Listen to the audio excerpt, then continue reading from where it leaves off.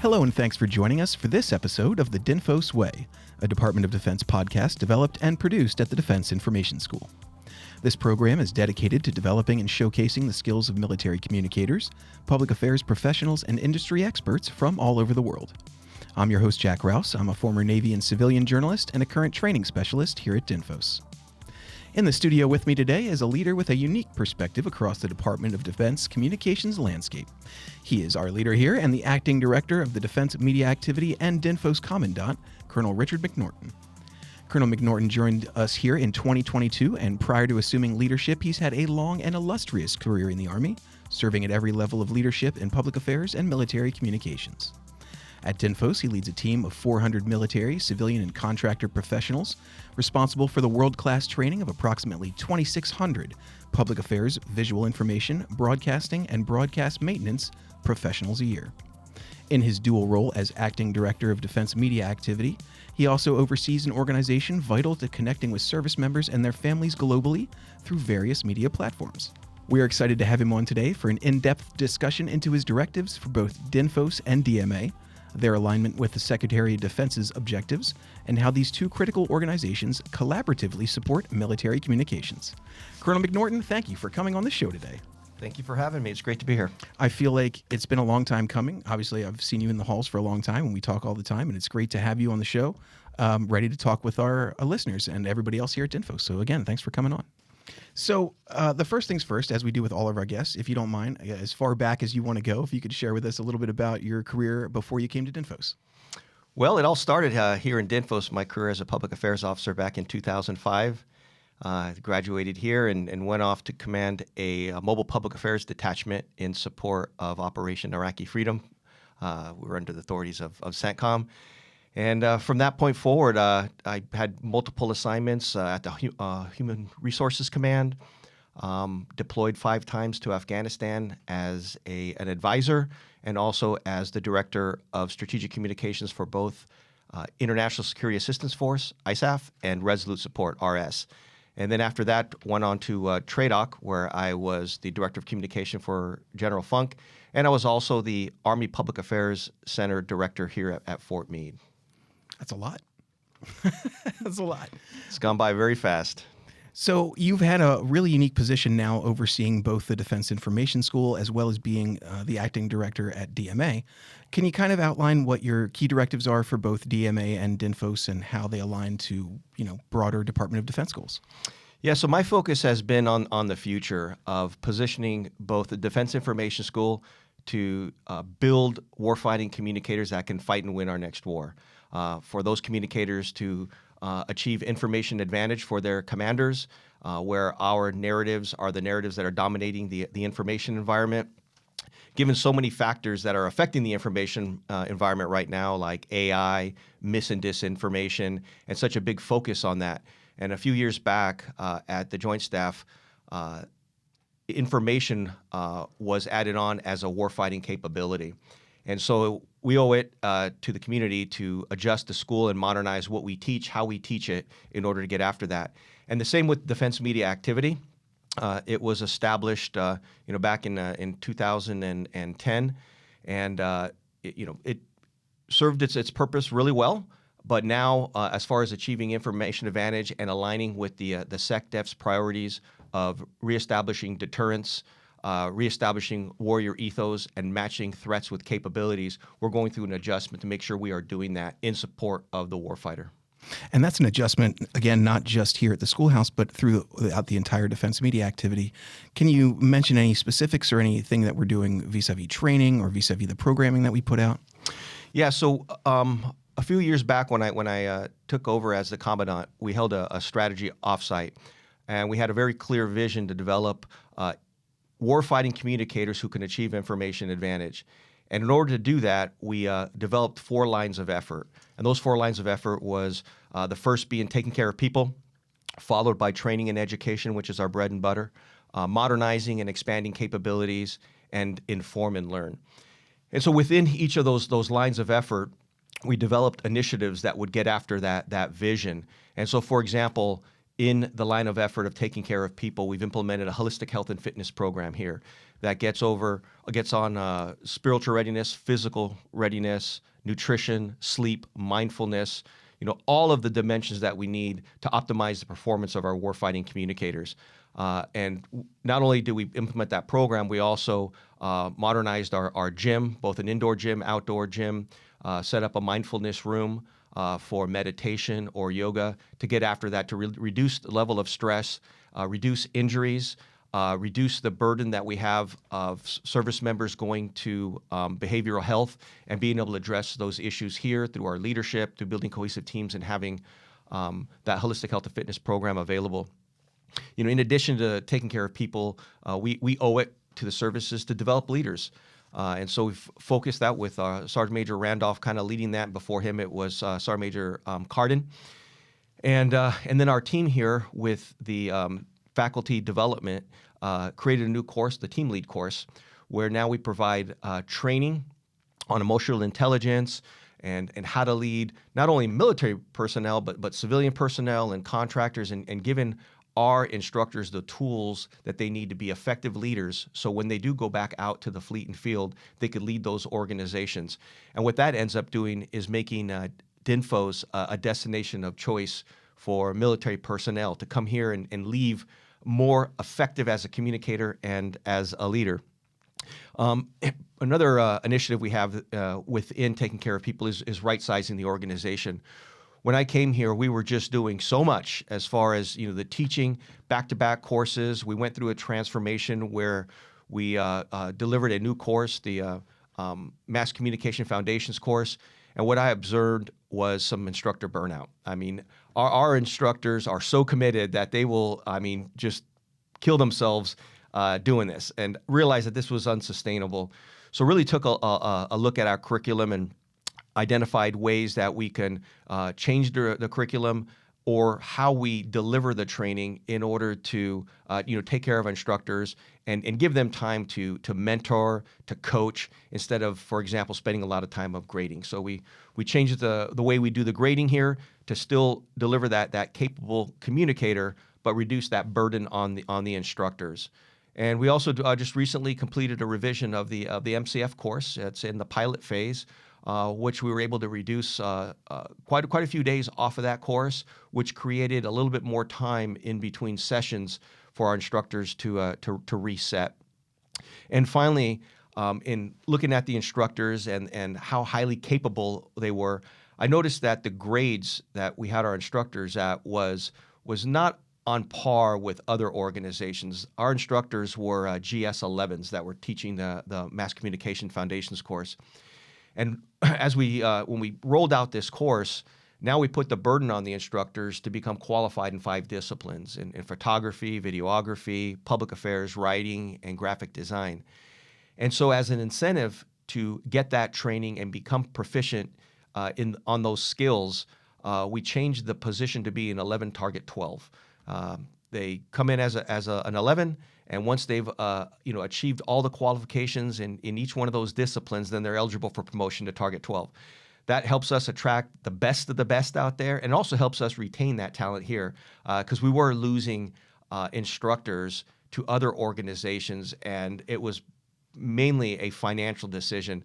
As I interviewed them when they left, most of them left here in tears because they wanted to stay. But after COVID, the rising costs in the National Capital Region kind of forced them to do that. And then the second LOE being training and education, looking at ways of integrating AI into how we deliver our training, AI on topics to teach our students.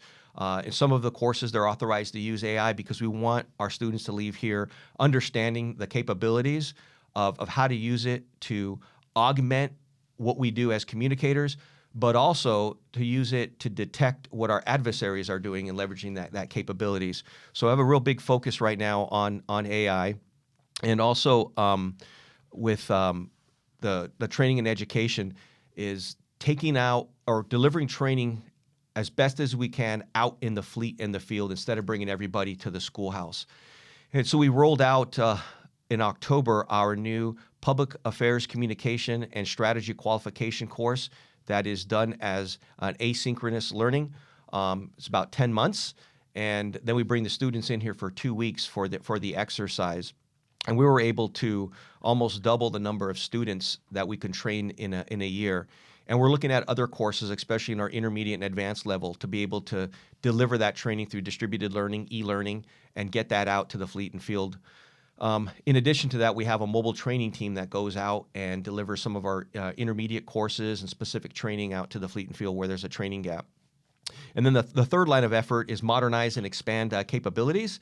And a lot of that had to do with our classrooms and also this room that I'm in right now, our podcast studio. If we're going to teach podcasting as a capability to inform, we've got to have that expertise in-house and be able to do it here. And in our classrooms, we call them Gen 5 classes, where, if in the event of another pandemic or during wartime where all of the students can't come into the classroom, we could deliver the same quality training in the classroom using the technology that we've installed in there. And we've also spent a lot of time and effort. And last week, we received our authorization to operate on our EDU system, our education system. It is now cyber secure. It was a long road to get there. It took about 3 years to meet those requirements. But in today's world, in order for us to defend ourselves from our adversaries, we have to deliver this training in a cyber secure environment, and we are now. And then finally, with the Inform and Learn, we developed a comm plan to get out and talk about what DINFOS does, what it does for our nation, what it does in terms of the quality of communicators that we build here at the schoolhouse, what we do in support of our allies and partners with our international courses here, and also going out and training them through our mobile training team. And on our website, we have a great tool called Pavilion. It's public affairs visual information online. That is training resources that are used here in the schoolhouse, and also when our students graduate and they go out to the fleet and field, it's a reach back capability that they have to get templates for writing a comm plan, for example, and other tools. And we do use those for training in our mobile training teams.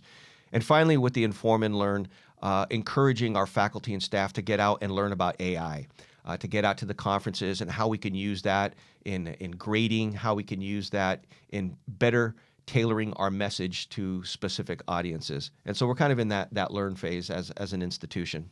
And those are primarily the lines of effort in support of our vision for DINFOS. That's awesome. I mean, you mentioned so many great things there.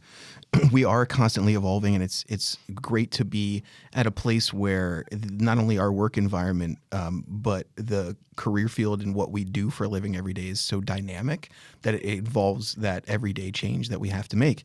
And that's what we're doing here, which is phenomenal, especially with all the things that you mentioned. I've been part of the revision and the team lead course, and I take advantage of the holistic health room whenever I get the chance.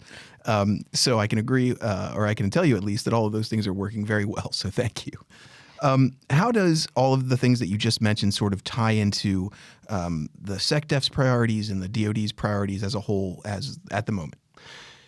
Yeah, so our contribution to lethality is the graduates that leave here. The products that they create help our nation deter our adversaries. They're trained here to highlight the capabilities of their organization, the readiness of their organization, the morale and discipline of their organization, the readiness, and also sending very clear messages to our adversaries of our capabilities, our willingness to use it, and then if we do use it, we will destroy them. And so earlier this year, we had an initiative called RAF, the Restore American Fighting Force. And we went through very, very quickly and looked at some of our case studies and some of the assignments in the schoolhouse.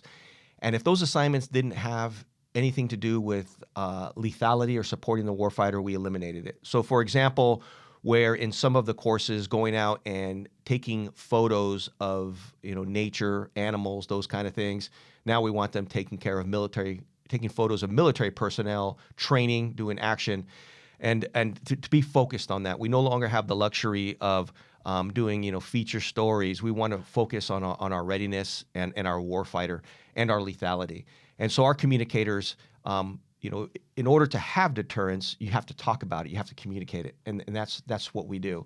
In addition to that, just the culture here at DINFOS is not only do we have expectations of proficiency in the disciplines of photography, videography, public affairs, graphic design, and writing, but we expect all of our students to leave here disciplined, ready for combat, and physically fit. And that's teamwork between our instructor staff here and working with the services detachments to ensure that the readiness is maintained. For sure. How are you going to utilize these incredible capabilities in support of the DMA mission, being the acting director over there now? Yeah, so I took over as the acting director of DMA a couple months ago, and immediately had a planning session where I revised our mission to align our mission with the Secretary of Defense's guidance and his priorities. So the mission of DMA is to provide communication and information services supporting warfighter readiness and national defense.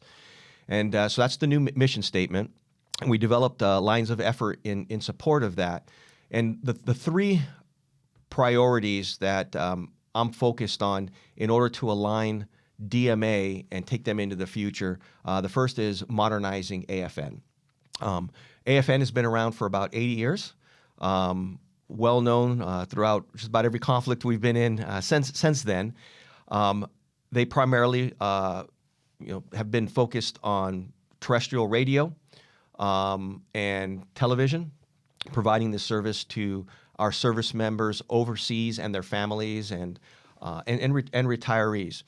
But now, as we're in the digital age, we are modernizing so that we can deliver that content, the radio content and television, to include NFL, all of the various news channels, entertainment, and deliver that via apps.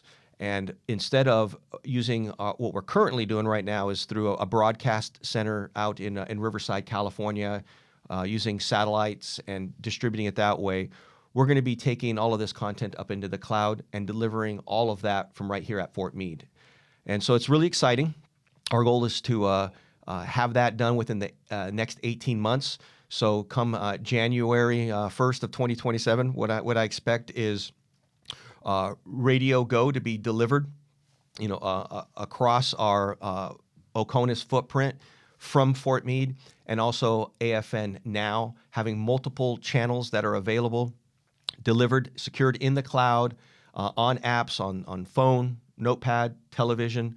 And so now what we're doing is kind of taking them from 1993 technology, and that's what we're using right now out of Riverside into the future in a more secure environment, and delivering this content in a way that this new generation consumes it. Linear broadcasting on the commercial side is dying. It is definitely not emerging.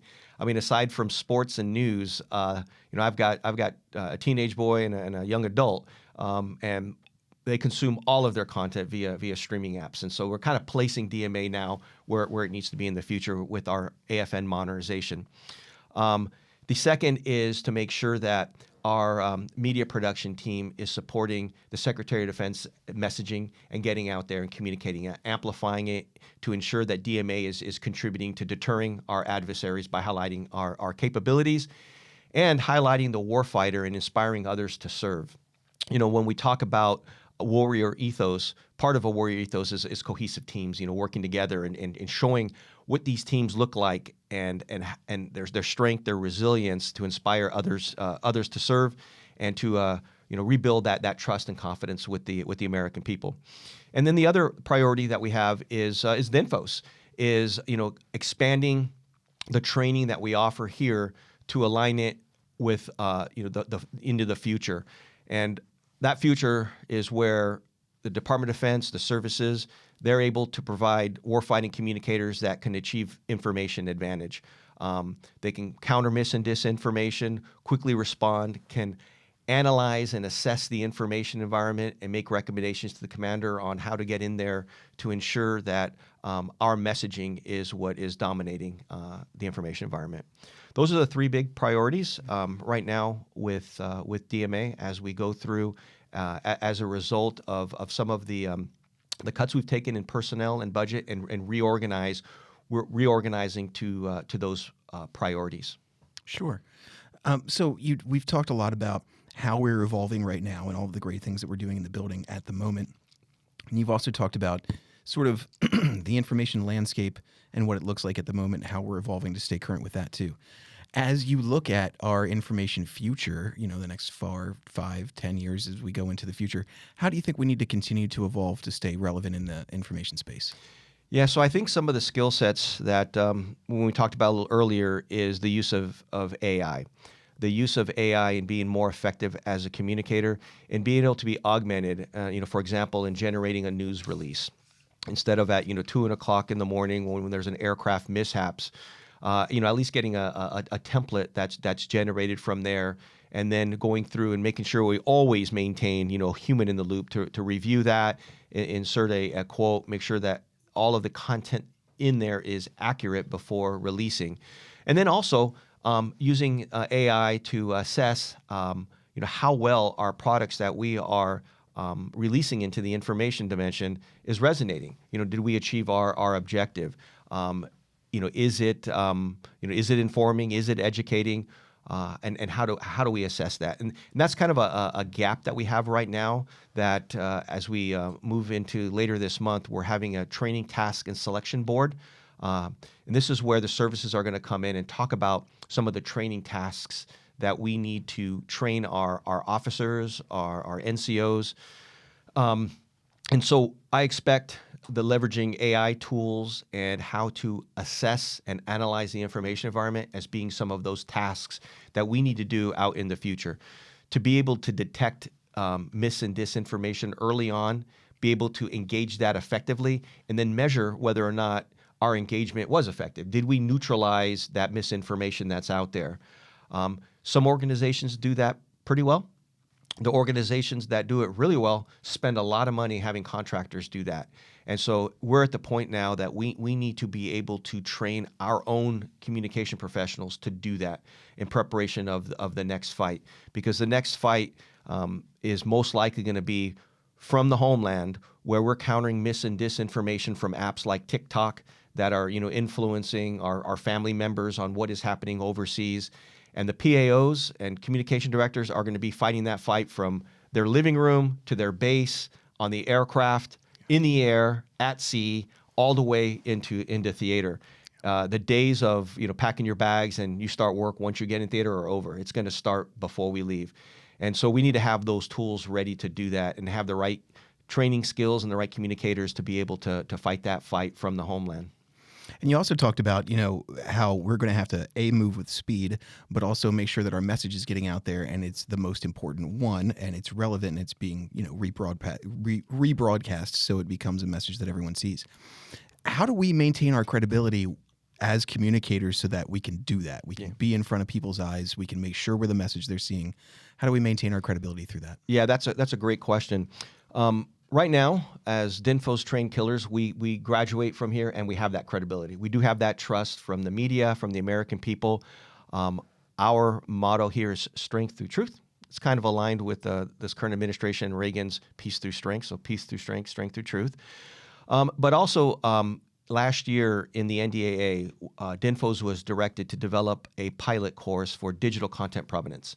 And what that means is to provide a course to train our communicators on how to ensure that the metadata on imagery is accessible to the American people so they can verify that whatever we release as a Department of Defense communicator can be trusted and verified.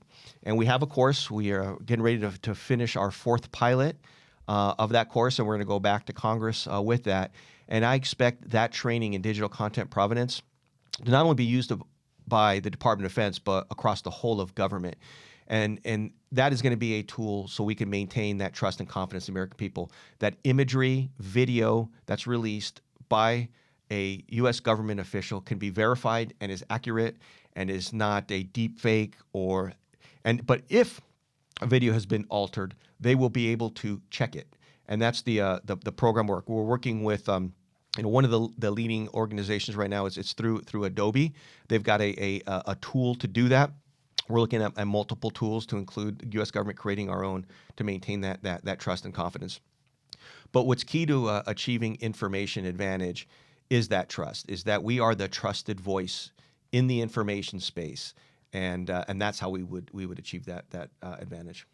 I'm glad you said so many valuable things during the course of that answer, one of which is also huge, that we partner with people who are accepted and trusted by the American people. Adobe, for instance, is such an incredibly huge company, and they're partnering with all of these other image creation companies to make sure that images are either watermarked or presented to the public in some way so that we can tell what's AI generated and what isn't. And having that kind of provenance is amazing. And working with them to have that kind of trust is how we maintain credibility. So that was an excellent point, I think. Now that DMA and DINFOS are partnering in a way that we've kind of never seen before, I'm not sure if there's been a DINFOS commandant who's ever been acting director of DMA before, but now that the doors are kind of open for a greater partnership, how do you see that pathway kind of working for DINFOS grads and the folks who work at DMA now? Yeah, that's a great question. So, DINFOS has been around before DMA. DINFOS has been here. It was stood up in 1964. Last year, we celebrated our 60th anniversary. And, DMA is a much newer organization. It's been around less than 15 years. And it is a headquarters. There's also AFN that is there and some other functions that they perform. You're right. This is the first time that the DINFOS commandant has been the acting DMA director, and that's probably why there's a lot more communication that is happening. But my focus when I took this position as the acting director was to have the whole organization focused on the mission. And the mission is DINFOS, American Forces Network, media production, and our web.mil. And so each one of those has mission leaders. And so the staff is focused and the support staff on ensuring the success of those mission leaders and understanding what their requirements are and prioritizing those requirements over the headquarters staff. And so that's probably why you're seeing a little bit of a change, more interest in supporting the mission and the effects of the mission. The headquarters, the DMA headquarters exists to support the mission leaders and all those that are deployed all around the world every day, contributing to our lethality by highlighting the capabilities of our force, talking about it, inspiring others to serve, maintaining that trust and confidence in the American people so that we are provided the resources that we need to fund our military and also the volunteers that we need to man the formations. And so DMA plays a huge role in doing that through all of the content that our media production creates and that our American Forces Network sustains by communicating that across the world. For sure. And you mentioned in an earlier response, too, that the DINFOS motto is something that has to continue to resonate, as it always has, which is strength through truth. And I wanted to talk a little bit about the DMA motto, which is communicate, innovate, and inspire, and sort of what that means for you, again, not only now, but as we look towards the future. Yeah. So the communicate piece is an important, as I mentioned, the media production. We also have DIVIDS out there.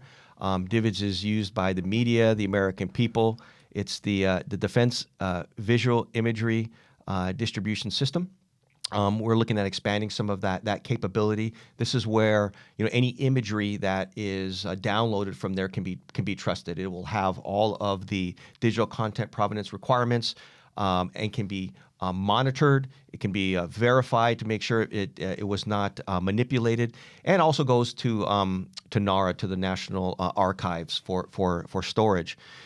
And so what we're doing as far as the communicate piece is making sure that media production is aligned with the Secretary and the services messaging priorities and communicating that and amplifying that across the globe.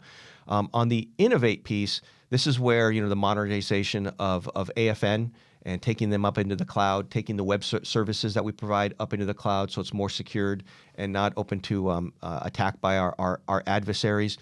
But also we're looking at creating some new capabilities to assess and analyze the information environment and how well those communications are doing. As I mentioned, it's a skill set that we need for our communicators, but also as an organization. So as we modernize, we're looking at restoring some of that into a new component called the Digital Visual Information Component. And this is where DIVIDS will be. This is where our record keeping will be. Our web, and also our ability to monitor, generate reports of the information environment, and detect. That's very cool. Man, there's so many things. So I know you've been here for a while now, and you're a frequent visitor in our classrooms. We see you all the time. Can you share with us any of the stories, the success stories about the instructors or the students, or anything that you've particularly touched you over the time that you've been here? Well, I think what I see is not only do I'm here in the classroom, as I go out and travel and visiting units, especially like recently going out to Fort Bragg, or even overseas, is the number of our graduates coming in and talking about their instructors and how they missed it and how impressionable they were, and also the feedback I get from their leaders on the quality of our graduates that have graduated from the MCF course. So that feedback is really rewarding. This is the first time that I've had a leadership position where I see a young trainee come in without any of this experience or knowledge, and over the course of about 5 months, leave here with all of these skills. And then when I go out to the fleet and field and see some of them in action and get the feedback of how well they are doing, it makes me very proud of my team here. I'm very proud at the graduations because that's that instant reward, but actually seeing them out in the fleet and field, and they talk about their instructors by name, and I usually approach the instructors and let them know who was talking about them and what their thoughts were of the instructors, and it puts usually a big smile on their face. Well, thank you for the kind words. We as instructors here love to hear those kinds of things. And I will pass that along to everyone I know. Don't worry. We've talked about so many cool things. We've talked about how we're innovating, how we're changing and growing to deal with the changing communications landscape. We've talked about your work with DMA and how it aligns with what we're doing here at DINFOS. And then we talked also about kind of what we're looking at as far as the future goes and how kind of the whole communications landscape is going to grow and evolve. Is there anything else that you wanted to add or anything else that you wanted to talk about that was maybe an important line of effort or something else that you think our audience needs to know about either what we're doing here or what you think public affairs or military communications should mean to them? Yeah, so another focus, as I mentioned, achieving information advantage. And for our warfighting communicators to be able to be effective in a multi-domain environment with what I described, like messaging coming across TikTok, mis and disinformation, it's going to take more education than what we offer here at DINFOS.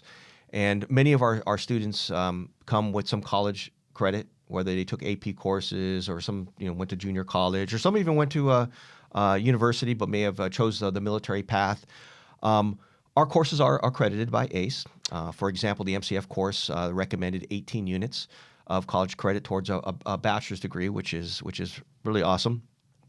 We've partnered with a couple universities, with West Virginia University and Southern New Hampshire University. West Virginia University for master's program, Southern New Hampshire. We're looking at more of these opportunities to partner with for degrees, for our students, for our faculty and staff, and really preparing this organization in the event that a decision is made for DINFOS to be a degree granting institution, that we're prepared to do that. Other organizations like the Defense Language Institute and Uniformed Services University have degree programs. We do not. We have to be directed to do that, just like we were directed to develop a course on digital content provenance. And so in anticipation of that, just in kind of seeing how what the expectations are of our communicators, the education in addition to what we teach here is going to be important. And so as I look into the future, I believe we need to prepare as an organization for that. And so that's what I see, kind of into the futures potentially. If directed, DINFOS being a degree granting institution. Yeah, I hope for our sake that it does. The introduction of the provost and the vice provost positions says a lot towards where we're leaning as far as how that goes. So providing those educational opportunities, again, as you said, not just for the students, but also the staff, I think is going to help, across the board, right? So the more educated and better the instructors are, the better they are at passing that instruction on to the students. So exactly. Yeah, another change we made is, last year I had a deputy commandant. And instead of having a deputy commandant, I decided that in preparation, in the event that we are directed to be a degree granting, change that position to a dean, the dean of academic affairs and faculty and staff. And so her responsibility, in addition to the academic affairs, is to ensure that our faculty is developed and fully qualified to teach whatever courses that they're teaching. And so there's that focus area in preparation in the event that we do get tasked to do that. Absolutely. So the last thing I would ask is one of the things I ask of all my guests. Any tips that you would give these young communicators that are listening, or folks who are thinking about joining the career field, coming into the service? What are the tips that you would give them that military communicators need to know to be successful right away? Yeah, so I think the biggest tip I would give, and it's for all levels, whether you're a private E1 or a lieutenant colonel, is you need to earn your seat at the table to be included in the planning, in operations. And the way you earn that seat is to demonstrate your capabilities on what you can do. And so as soon as you get to your unit, show what you can do. Don't wait to be told, do. You're there to offer options, suggestions. You are the expert in communications. And so don't wait to be told. Shortly after you start providing, becoming an asset and providing useful information, useful guidance, you'll get that seat at the table. It does have to be earned. And so instead of kind of observing and waiting, lean into that, because it's going to be key. The capabilities that we offer to commanders is critical towards achieving information advantage and maintaining that trust and confidence. For sure. Sir, thank you so much. I appreciate you coming in and having this conversation with us today. We needed that update, I think, about DINFOS and DMA and what we're going towards as we look at the future. And I appreciate you coming in. As I said, if we could have you in again before you leave us, as I'm sure happens to all service members down the road, we'd appreciate that. So again, thanks for the conversation. Appreciate you coming in. All right. Thank you. And you've been doing a fantastic job with these podcasts. I've listened to many of them, and they're all fantastic. And great tool for our career field as far as professional development and sharing all this knowledge from expert communicators from across the fleet and field. Thank you, sir. I will take this opportunity, as I don't think I've done yet on the air, to say thank you to my producer, Lauren Neff, who's sitting here beside me, who's done such tremendous work as well. And also thank you to Mr. Chris Diamond, who without him, we would not have this podcast studio. So thank you for your kind words, sir. We appreciate that very much. And have a great afternoon. Thank you.